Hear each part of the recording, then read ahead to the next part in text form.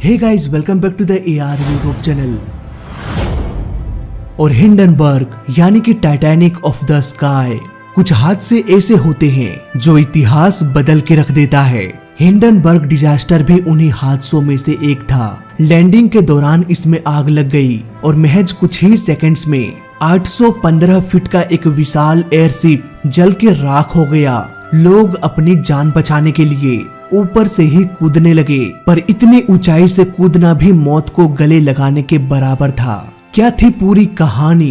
कैसे इतने बड़े एयरशिप में आग लग गई? जानेंगे पूरी कहानी इस केस स्टडी में। दोस्तों, पिछले वीडियो में हमने देखा कि कैसे हिंडनबर्ग ने जेपलिन कंपनी को आसमान की बुलंदियों तक पहुंचा दिया और फिर वापस जमीन पर गिरा दिया। ढेर सारे पैसों का नुकसान हो गया, पर आज के दौर में ऐसा बिल्कुल भी नहीं है। ऑनलाइन शॉपिंग करते करते भी आप पैसे कमा सकते हैं। जी हाँ, सही सुना आपने। अगर आप online recharge, Amazon, Myntra, Ajio जैसे वेबसाइट्स में शॉपिंग करते हैं तो इन वेबसाइट्स में जाने से अच्छा है सीधा कैश करो यूज करो ना यार, जो हर ऑनलाइन शॉपिंग्स पर डिस्काउंट्स के ऊपर जबरदस्त कैशबैक और रिवॉर्ड्स अलग से देता है। और सबसे खास बात ये कि कैश करो ऑनलाइन शॉपिंग करने के पैसे देता है, यानी कि कैशबैक को आप सीधे अकाउंट में ट्रांसफर कर सकते हैं। Amazon, मिंत्रा, बिग बाजार, अजियो जैसे 1500 वेबसाइट्स पर ये आपको राशन, फैशन, ब्यूटी प्रोडक्ट से लेकर दवाई और रिचार्ज में भी जबरदस्त कैशबैक देता है। और सबसे इंटरेस्टिंग बात यह है कि इस ऐप में खुद रतन टाटा ने फंडिंग किया है। डिस्क्रिप्शन में दिए गए लिंक से डाउनलोड करते ही आपके अकाउंट में 25 रुपए मुफ्त के मिल जाएंगे। प्ले स्टोर या ऐप स्टोर से अगर आप डाउनलोड करते हैं तो 25 रुपए पाने के लिए मेरा कोड artist25 यूज करें। इसके बाद कोई भी वेबसाइट सेलेक्ट करके ऑरेंज बटन दबाते ही सीधे आप उस वेबसाइट पर चले जाएंगे। इसके बाद नॉर्मली शॉपिंग करके पेमेंट करने के बाद आप अपना कैशबैक अकाउंट में या फिर Amazon वाउचर में भी कन्वर्ट कर सकते हैं। तो जल्दी से कैश करो डाउनलोड करो, लिंक मिलेगा डिस्क्रिप्शन में और कम से कम पेट्रोल का खर्चा तो निकल जाएगा। 3 मई 1937 एक विशाल एयरशिप हिंडनबर्ग उड़ान भरा। आज के प्लेन्स के मुकाबले इसका स्पीड कुछ भी नहीं है, लेकिन फिर भी ये शिप से काफी तेज था। करीब 3 दिन की यात्रा करके समुद्र को पार करते हुए इसे न्यू जर्सी जाना था। इस एयरशिप में टोटल 97 लोग सवार थे। उड़ान भरते ही इसमें एक मुसीबत आ गई। तेज तूफान और बारिश इसके सफर में बाधा डाल रही थी, पर एक पल के लिए इसे इग्नोर भी किया जा सकता है, क्योंकि खराब मौसम और तूफान तो कुछ ही घंटों तक रहती है। लेकिन इससे भी बड़ी मुसीबत ये थी कि हवा का बहाव हमेशा हेडविंड था, यानी कि एयरशिप के विपरीत हवा बह रही थी, जिससे एयरशिप की स्पीड में भारी गिरावट होने लगी। यहाँ पर बहुत सारे पैसेंजर्स ने रिटर्न टिकट भी बुक करा लिया था। हिंडनबर्ग को 3 दिन में ही न्यू जर्सी पहुंचना था, लेकिन इसे पहुंचते पहुंचते करीब 3.5 दिन लग गया। अब समय आ चुका था इसे लैंड कराने का, लेकिन प्रॉब्लम ये थी कि इसका एल्टीट्यूड करीब 670 फीट था, जो कि बहुत अधिक था। एयरशिप्स को लैंड कराने के लिए शिप से रस्सियां ड्रॉप की जाती थी और ग्राउंड के लोग खींचकर इसे एक टावर से कनेक्ट कर देते थे। लेकिन ऐसा करना वो भी 650 फीट के एल्टीट्यूड पर ये पॉसिबल नहीं था। यहाँ पर पायलट ने ये डिसीजन लिया कि एयरशिप को स्टेशन का एक चक्कर लगाकर वापस लाते हैं। इसी बहाने इसका एल्टीट्यूड भी कम हो जाएगा। अब हिंडनबर्ग तेज हवाओं का सामना करते हुए एयर स्टेशन का एक चक्कर लगाने के लिए निकल पड़ा। इस एयरशिप का साइज बोइंग 747 से लगभग 2.5 से 3 गुना बड़ा था। ऐसे में इसे एक चक्कर लगाने के लिए बड़े एरिया की जरूरत थी। अब क्योंकि ऑलरेडी हिंडनबर्ग 12 घंटे की देरी से पहुंचा था, इसीलिए पायलट्स भी जल्दी से जल्दी इसे लैंड कराने की कोशिश कर रहे थे। धीरे धीरे इसका एल्टीट्यूड कम होने लगा। धीरे धीरे ये एयरशिप एक चक्कर लगा के वापस भी आ गया।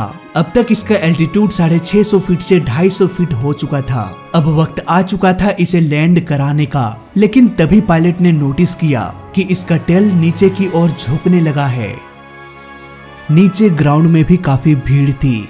इस उड़ते हुए एयरशिप को देखने के लिए, इसे फिल्माने के लिए कई सारे फोटोग्राफर्स भी मौजूद थे, लेकिन उन्हें ये नहीं पता था कि वो एयरशिप के लैंडिंग को नहीं, बल्कि वो एक बहुत बड़े डिजास्टर को फिल्मा रहे हैं। अचानक से एयरशिप में आग लग गई। शिप के अंदर बैठे लोगों में हड़कंप मच गई। लोग इधर उधर भागने लगे, पर भाग के जाएं भी तो कहां जाएं। ऐसा लग रहा था जैसे किस्मत उन्हें मरने के 2 मौके दे रही हो, या तो नीचे कूद के मर जाओ या फिर इसी एयरशिप में जल के। कुछ लोग एयरशिप के विंडो को तोड़कर नीचे कूदने लगे, वहीं कुछ लोग उस दिशा की ओर भागने लगे जिधर आग नहीं लगी थी। पर आखिर कब तक? महज 30 से 40 सेकेंड्स में पूरा का पूरा एयरशिप ही जल के राख हो गया। 40 सेकेंड्स। इन 40 सेकेंड्स में लिया गया हर एक डिसीजन उन्हें जिंदगी या मौत देने वाला था। 97 लोगों में से 35 लोगों की जान चली गई, बाकी बचे लोगों ने किसी तरह से कूदकर अपनी जान बचा लिया। इस घटना ने पूरी दुनिया को हिला के रख दिया। लोग डरने लगे थे एयरशिप में ट्रेवल करने से। ऐसा भी नहीं था कि हिंडनबर्ग से पहले कोई और एयरशिप हादसे का शिकार नहीं हुआ। हादसे तो बहुत सारे हुए, पर फिर भी एयरशिप के प्रति लोगों का क्रेज कम नहीं हुआ, क्योंकि इतिहास में जितने भी सारे हादसे हुए उसे कैमरे में फिल्माया नहीं गया था। जबकि हिंडनबर्ग में आग लगने के बाद हर एक मोमेंट को कैप्चर किया गया। वो तस्वीरें दिखा रही थी कि एयरशिप कितना खतरनाक हो सकता है, किस तरह से लोग तड़प तड़प के मर जाते हैं। इवन जब हिंडनबर्ग में आग लगी तब लाइव रेडियो ब्रॉडकास्ट भी किया जा रहा था, और वो रेडियो रिकॉर्डिंग आज भी विकिपीडिया के पेज पर अवेलेबल है। ये तस्वीरें पूरी दुनिया में फैल गई, जिसने सभी लोगों के मन में डर का माहौल बना दिया। लोगों को ये लगने लगा कि एक दिन देर ही सही पर हम शिप्स में ट्रेवल करेंगे, न कि एयरशिप में। इस तरह से एयरशिप का पूरा मार्केट डाउन हो गया। इसके कुछ ही सालों बाद कमर्शियल प्लेन्स भी आ गया, जिसने एयरशिप के मार्केट को पूरी तरह से तहस नहस कर दिया। हालांकि दुनिया भर में आज भी बहुत सारे एयरशिप्स मौजूद है, पर उन सब का इस्तेमाल कमर्शियली नहीं किया जाता। आजकल छोटे छोटे एयरशिप्स देखने को मिलता है, जिसका इस्तेमाल एडवर्टीजमेंट के लिए किया जाता है। खैर, अब आते हैं हिंडनबर्ग के इन्वेस्टिगेशन के ऊपर और ये जानने की कोशिश करते हैं कि यह हादसा आखिर कैसे और क्यों हुआ।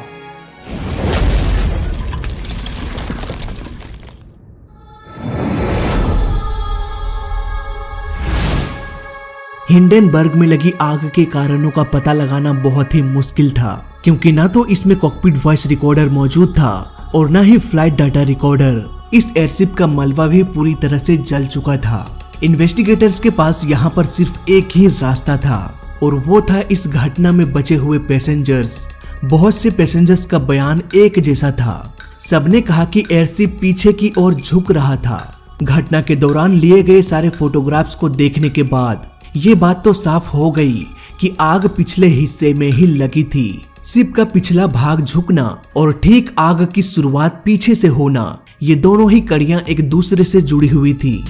इन्वेस्टिगेशन की टीम को लगा कि एयरशिप को उड़ाने के लिए बहुत सारे एयरबैग्स का इस्तेमाल किया गया था। हो सकता है इसके पीछे के एक बैग में लीक हो गया हो। इसके झुकाव को देखते हुए लग रहा था कि एक नहीं बल्कि 2 बैग्स में लीकेज हुआ होगा। इस लीकेज के कारण हाइड्रोजन गैस बाहर आने लगा होगा, इसलिए एयरशिप भी झुकने लगा। लेकिन एक सवाल अब भी अनसुलझा ही था कि आखिर आग लगी तो कैसे लगी, और अगर एयरबैग्स में लीक हुआ तो कैसे हुआ। इन्वेस्टिगेशन की टीम ने यह दावा किया कि जब हिंडनबर्ग के एल्टीट्यूड को कम करने के लिए इसने एक शार्प टर्न लिया, तब इसके रॉड्स ने साथ छोड़ दिया होगा। इस मेटल रॉड ने एयरबैग में होल कर दिया। हाइड्रोजन गैस बहुत ही ज्वलनशील होती है। एक छोटी सी चिंगारी भी इसमें आग लगा सकती है, लेकिन फिर भी एक चिंगारी की जरूरत तो पड़ेगी। दोस्तों, जब भी कोई ऑब्जेक्ट हवा में उड़ान भरता है तब वो डस्ट पार्टिकल से रगड़ खाकर इलेक्ट्रॉन बिल्ड कर देता है, यानी कि वो ऑब्जेक्ट नेगेटिवली चार्ज्ड हो जाता है। ये इलेक्ट्रिक चार्ज किसी पतले और छोटे जगह से निकलने की कोशिश करती है।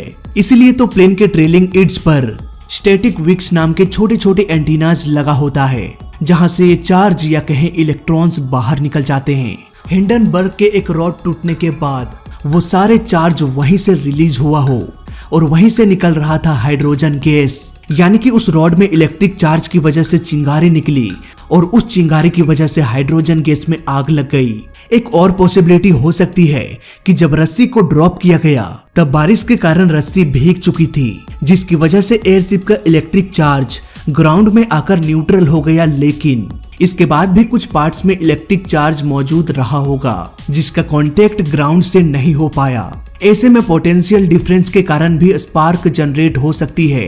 सीधे सीधे कहें तो स्पार्क बिल्डअप होने के बहुत सारे रास्ते हैं, लेकिन जरिया सिर्फ स्टैटिक इलेक्ट्रिसिटी को ही माना गया। हालांकि इन दावों को कभी साबित नहीं किया जा सका। हिंडनबर्ग में सफर करने वाले कोई भी इंसान आज जिंदा नहीं है। वार्नर नाम का एक 14 साल का बच्चा जो कि आग में जलने ही वाला था, लेकिन उसके ऊपर एक वाटर टैंक में ब्लास्ट हो गया, जिससे आग ने अपनी दिशा मोड़ ली और उस बच्चे की जान बच गई। उस बच्चे ने पूरी जिंदगी गुजारा और 2014 में उनकी मौत हो गई। डोनियर नाम का एक पैसेंजर भी उस हादसे से बच निकला था और वही आखिरी पैसेंजर था जिसकी मौत नवंबर 2019 में हो गई।